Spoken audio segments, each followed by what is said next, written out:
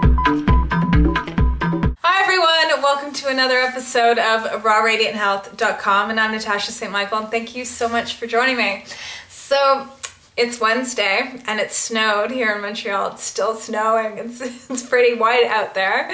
We have our first snowfall. It's pretty windy too. I was out this morning and yeah, now I'm at home and I don't want to leave my home.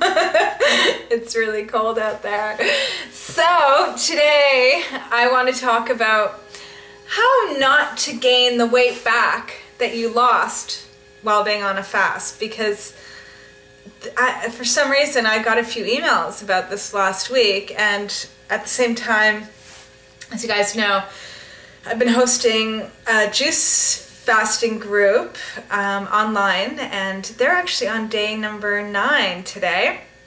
Tomorrow's the last day. I know that a lot of them are really looking forward to getting back to solid food, and the same topic came up as well on our online discussion, because we have a little forum that we have little chit chats and discussions on different topics, and so that came up as well, that and for anyone that does any kind of juice fasting, juice feasting, water fasting, all of that, and and they want to lose a little bit of weight, and it's really exciting because the weight does come off, but there's always this fear and nervousness about it coming back on. So today I'm going to give you a few tips on how to keep that weight off, because the last thing you want to do is work so hard being on some sort of fast for a certain amount of time and then get back on a solid food, and next thing you know you gain all this weight, and some people even gain even more weight. So we want to avoid that as much as possible. And the number one thing is to really, the one thing to think about, especially with the people that emailed me last week, is because I got specific emails of people being a little bit kind of nervous about doing any kind of fasting because they're scared to gain back the weight. And the one thing to really keep in consideration is that, and you'll realize this while you're actually doing the fast, is that when you're fasting or feasting or even water fasting, everything is taken down a notch. Things become a little bit slower, and the reason why is because your body is actually trying to conserve the energy, okay? And so everything just gets a little bit slower. You're not rushing around, okay, unless you really have to.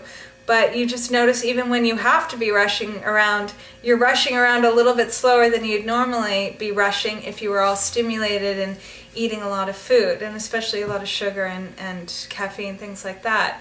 So when you get on a fast, you notice that everything is a little bit slower. You might even be thinking a little bit slower for a little while too, and so what happens is that you slow down and you become much more conscious. Your senses become alert, and you start pretty much like, it's almost like you're rebooting yourself. It's like you get a break. You get a break from the sugars, from salt, from additives, from chemicals, from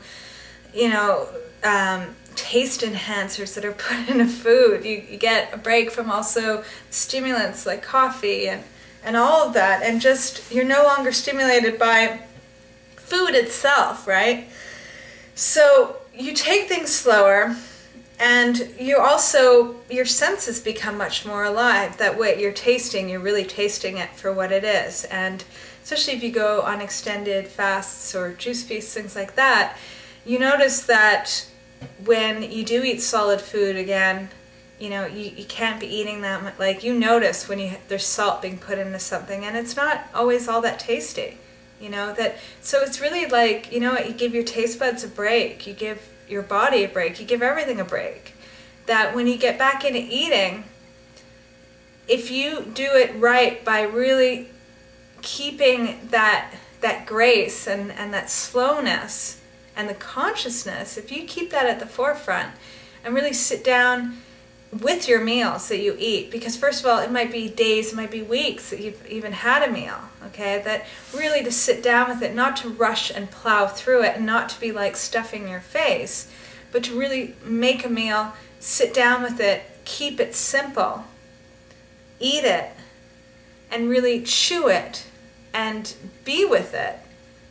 If you can continue doing that, then, and you do that for the first few days you're off the fast, and really keeping the food simple, then you're setting into motion how things are going to be. But if you go from your fast from one extreme and then you just, break the fast with something like pizza or something, and have, all this crazy food and junk, and and just go on sort of like a food fiesta or a food buffet, then obviously you're going to gain the weight back. So it's really important to sort of not to swing from one extreme to the other. That's the worst thing you can do for your body, and I hear about that a lot.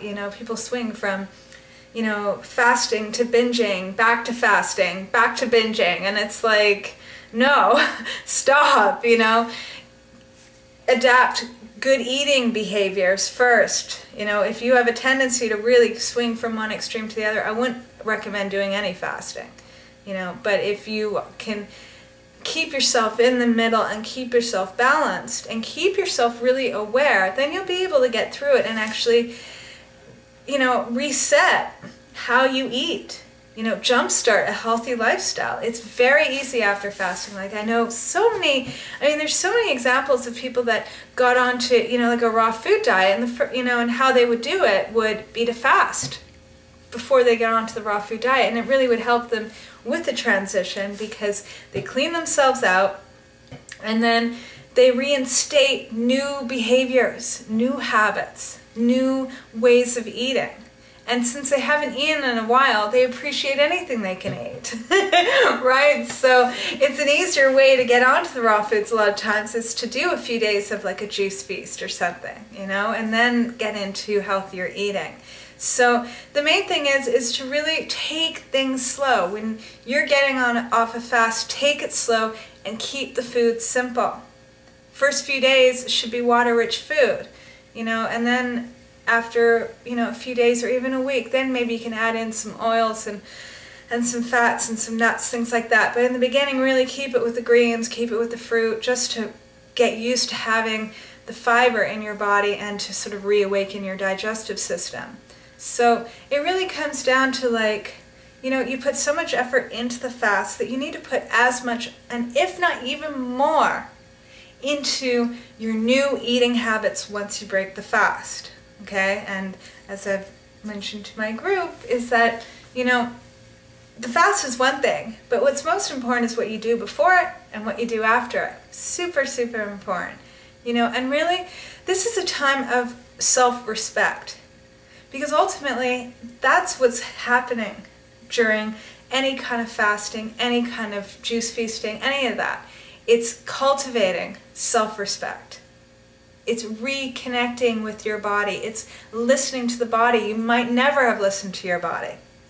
And it might be the first time that you're connecting with sensations and thoughts and feelings and being hungry and, what it's like to deal with life and the world without food and without the comfort of, coming home to some junk food or a glass of wine.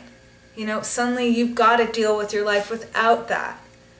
And the beauty of it is you go through a fast and you experience that, and you can then get back on a solid food and back into society, at an even higher and more conscious level, and that's what fasting is about, and great, you lose a little bit of weight, but that's secondary, okay?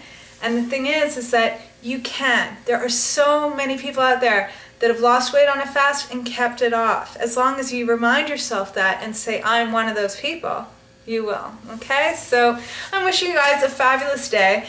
And I've been asked too when the next 10-day juice fast is going to be, and it's going to be January 2nd. I'm being nice to you guys. We're not starting January 1st, but January 2nd and January 12th. You can go to my website at www.rawradianthealth.com and sign up. Okay, so have a fabulous day, everyone, and I'll see you tomorrow. Bye.